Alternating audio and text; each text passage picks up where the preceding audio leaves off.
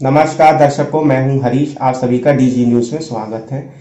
स्कूलों में सबसे आर्थिक मार पड़ी है इस कोरोना काल में। यहां तक कि कॉलेज तो अपनी फीस लेके अपना काम चला रहे हैं, लेकिन सबसे भयंकर मार पड़ी है स्कूलों पे, टीचर्स पे, उनके स्टाफ में, प्यून से लेके बस ड्राइवर तक। कई स्कूल तो ऐसे हैं जो निजी तौर पे किराए पे चलते हैं, किराए की बिल्डिंग पे चलते हैं, और बिजली भी वो कमर्शियल देते हैं। शासन से क्या स्कूलों को मदद मिली और क्या उम्मीद है, ये सब जानकारी लेंगे आज शिकागो पब्लिक स्कूल के प्रिंसिपल श्री मोहन नागवानी जी से। सर, बहुत बहुत स्वागत है आपका। सर, क्या क्या आपको उम्मीदें थी और क्या क्या आपको मदद मिली? सबसे पहले तो मैं डीजी न्यूज का शुक्रगुजार हूं कि उन्होंने इस मुद्दे को उठाया है। नहीं तो स्थिति यह है हरीश जी की मीडिया ने स्कूलों के पक्ष को बिल्कुल एक किनारे कर दिया है। मीडिया में आपको स्कूल का कोई वर्जन नहीं मिलेगा। किसी समाचार पत्र में स्कूल संचालक की कोई व्यथा आपको नहीं मिलेगी। वो अभिभावकों की व्यथा और शासकीय आदेशों की ही चर्चा करते हुए आपको मिलेगी। तो आपका बहुत बहुत धन्यवाद। कोरोना काल में निसंदेह सभी को प्रभावित किया, पर अभी तक उसकी जो मार झेल रहे हैं वो स्कूल हैं। स्कूल से जुड़े हुए लोग, जो हमारे teaching staff, para teaching staff, यहाँ तक कि जो बुक सप्लायर हैं, जो यूनिफॉर्म सप्लायर हैं, जो रिक्शा वाले, ऑटो वाले बच्चों को हमारे पास लेके आते थे, लेके जाते थे, सभी प्रभावित हैं। शासन ने सोचा है राहत देने की बात और उन्हें दी भी है। जैसे कि उन्होंने हमें पीएफ का कंट्रीब्यूशन 5 महीने तक दिया, तो ये राहत है। उन्होंने बिना किसी औपचारिकता के हमारी मान्यताओं को 1 साल आगे बढ़ा दिया, ये भी उनकी राहत है। लेकिन अगर हम मूल्यांकन करें तो ये ऊंट के मुंह में जीरा भी नहीं है। आज 6 महीने से हमारी एक ही मांग शासन से चली आ रही है कि हम आर्थिक संकट के दौर से गुजर रहे हैं। आप कृपया हमारी जो आपके ऊपर आरटीई की फीस का भुगतान करना है उसकी प्रतिपूर्ति कर दीजिए। उस दिशा में कोई उल्लेखनीय प्रगति नहीं हुई है। ये बहुत चिंता का विषय है। मतलब हम ये नहीं मान सकते कि शासन ने कुछ नहीं किया है। लेकिन प्राइवेट स्कूल बहुत ज्यादा दबाव में है, संचालक बहुत ज्यादा दबाव में है, स्टाफ की स्थिति खराब है। अब हम बहुत ज्यादा ना देखें अपन चावल पक गया है कि नहीं, ये देखने के लिए पूरी अपन पतीले का चावल एक एक का दाना नहीं देखते, एक आध चावल देख लेते हैं। 52 जिले हैं हमारे प्रदेश में। मैं आपको कटनी जिले की बात बताता हूं। हमारे यहाँ के जितने भी आरटी की फीस की प्रतिपूर्ति होनी है, आज दिनांक 27 तारीख तक, 27 नवंबर तक, वो करीब 14.25 करोड़ रुपए शासन को देने बाकी हैं। 14.25 करोड़ रुपए अगर करीब 300 शालाओं में बट जाए तो आप देखिए हर शाला के पास कम से कम इतना पैसा आ जाएगा कि वो अपनी इमीडिएट आवश्यकताएं, अपने शिक्षकों का वेतन का भुगतान, किराए की बात है, कहीं ईएमआई है, कहीं लोन है, वो तो कर सकता है।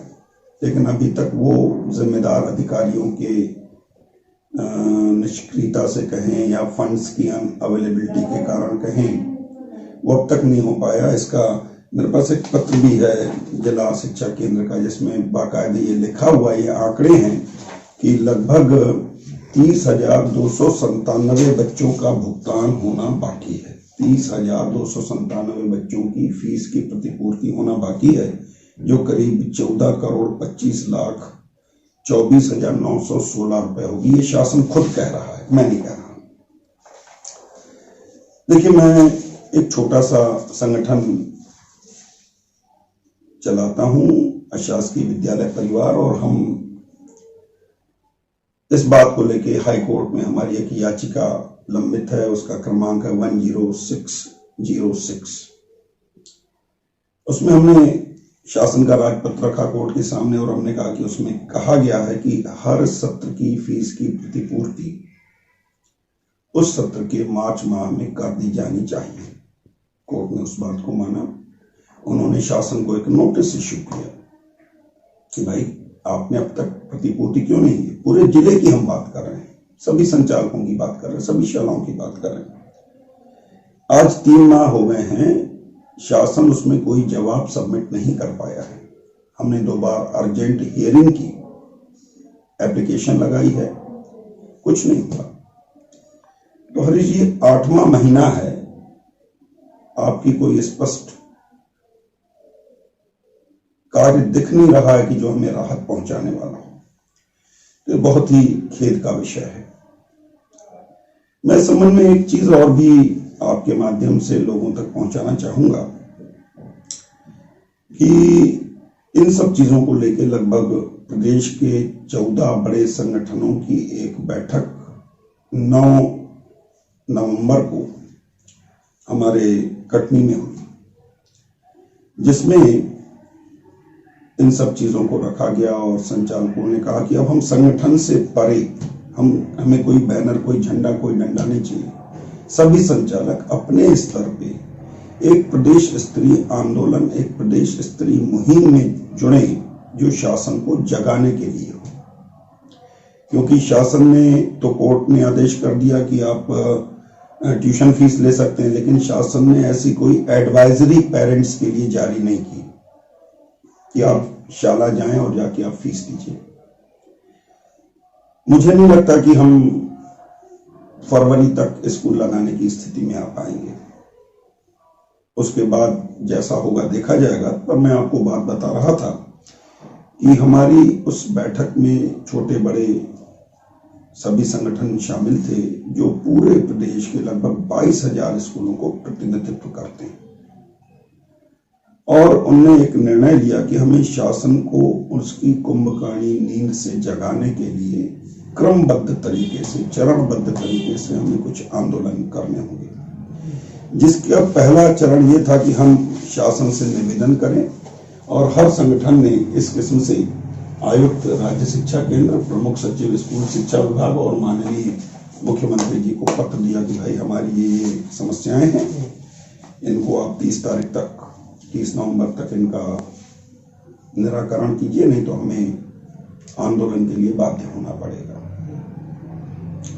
और वो अभी तक कोई आसार नहीं दिख रहे हैं, कोई जवाब नहीं आया। सर हरीश जी, हमारी 26 तारीख को एक वर्चुअल मीटिंग हुई जून पे, जिसमें पूरे प्रदेश में एक निर्णय लिया गया कि हम 27 तारीख को ब्लॉक लेवल पे सीएम हेल्पलाइन में आरटीई फीस की प्रतिपूर्ति की मांग करेंगे और हमारी शालाओं की मान्यता नियमों को शिथिल करते हुए आगामी 5 वर्षों तक बढ़ाई जाए, ऐसी मांग करेंगे। ये 27 तारीख को हमने आज किया है और आज मुझे उम्मीद है कि हजारों की संख्या में इस किस्म के शिकायतें सीएम हेल्पलाइन पर दर्ज हो गई होंगी, क्योंकि उसमें हर स्कूल से जुड़ा हुआ हर स्टाफ मेंबर अपने इंडिविजुअल लेवल पे कंप्लेंट कर रहा है।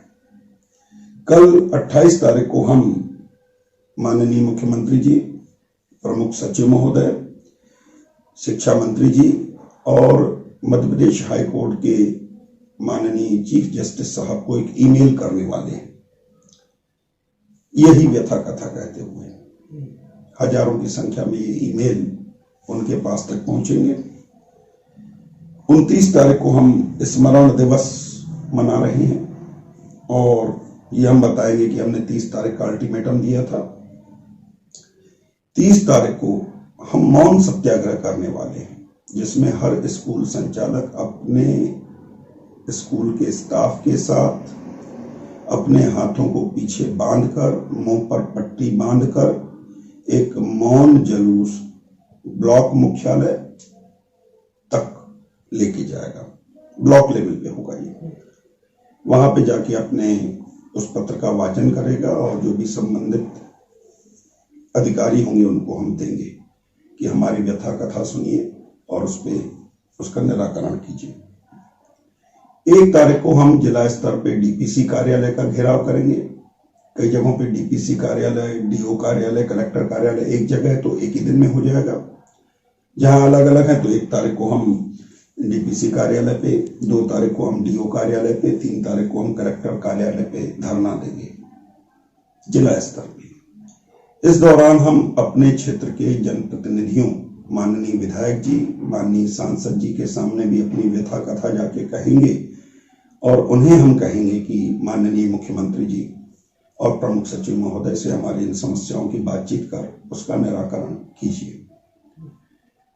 आशा है कि इतना करने के बाद शासन जरूर इस ओर कोई ना कोई निर्णय लेगा, पर अगर नहीं हुआ तो मैं आपको बता दूं कि हम 52 जिलों के स्कूल संचालक आगामी 52 दिनों तक क्रमबद्ध तरीके से, चरणबद्ध तरीके से 7 तारीख से 7 दिसंबर से भोपाल में एक बड़े धरने प्रदर्शन की तैयारी में हैं।